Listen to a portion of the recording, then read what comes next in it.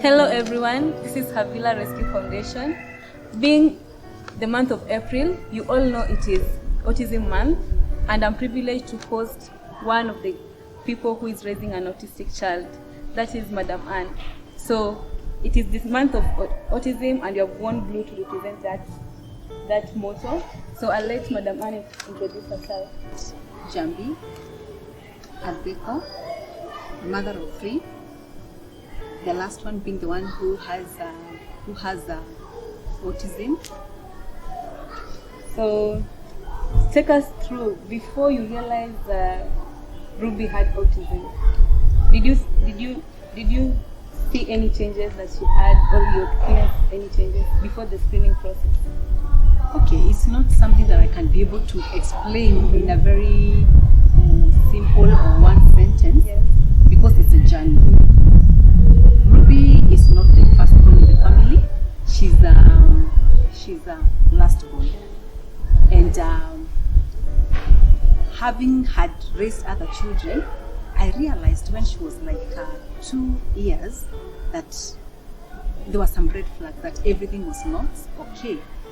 One was the speech. Of course, I compared with the second born, who is her sister. They have a difference of 2 years, and I could see by the time that the sister was 2 years, the things that she was able to do, Ruby could not do. But what was more of a concern to us as a family was the speech. But there were many other things that we were assuming. Maybe it's because all children can be different. Yes. So we were assuming a lot of things, and of course, as some sort of denial as well. As a parent, you don't want to believe that your child has any problem. Because I remember at some point I took her to hospital when I had that concern of speech, and I explained to the doctor my fears and my worries, and the doctor told me, this child is okay, because autism doesn't pain.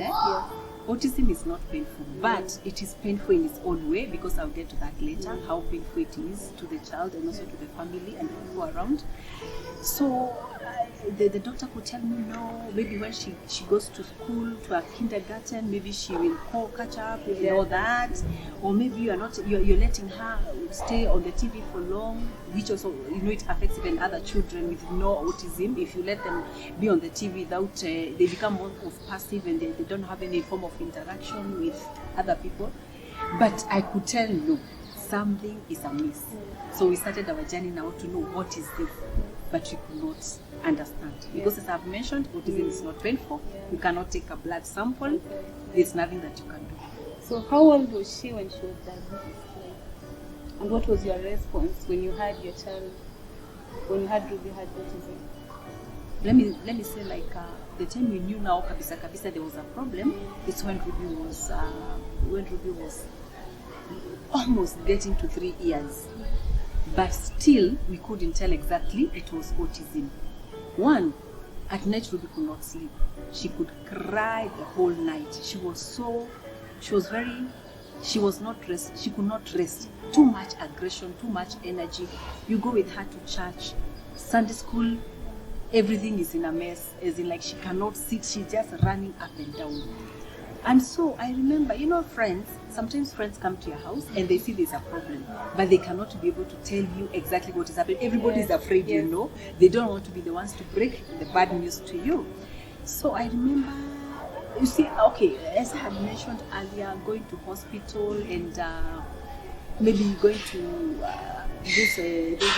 the normal the doctors, they could not tell exactly what to do. I remember even one said, why don't you just take her for speech therapy? But I knew there was more to that. At some point, you see where we live. We live in this apartment. Ruby got to some point that she could come out from the window and hang on this windowsill like this. She wanted to fall because she was so aggressive. I remember at some point I had to lock my windows permanently. We don't even allow air in or whatever. We just leave.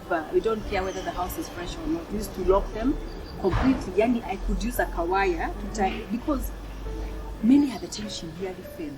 And so we are still now wondering, what is this? But every parent who has raised a child, or rather who has gone through what I've gone through, we can tell you for sure, we are always in a denial kind of. Yeah, You don't want to you accept don't the accept that this child, there's something different is from the different. other one. Yes, there's something you don't want to. At the back of your mind, you know yes, but you're still holding it. So that's how the journey has been. Just to mention a few, the jumping parts, the running, pouring water on herself, drinking water even from the washroom, opening all the taps, and all manner of those things. And then this one also, food. We could realize she never wanted every kind of food. But that time I was giving her, of course, every food. But now it came to some time. We went for a function in my village, and I happened to go with Ruby. And all she could want to do, it was at my grandmother's place. All what she could want to do was to go and look at the cow.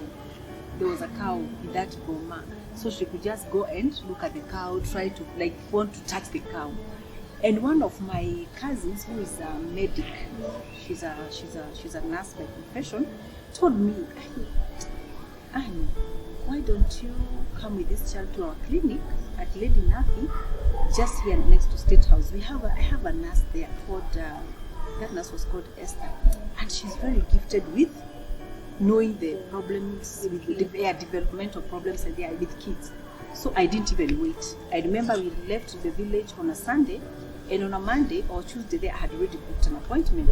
So I went, a very simple hospital, not a complete. Remember, I had gone to other hospitals, even very expensive ones, and spent a lot of money, and they're not coming up clearly on what is happening. So this time, I went to see this nurse, and she just took us in an office, and you know how the government hospitals are, Yes.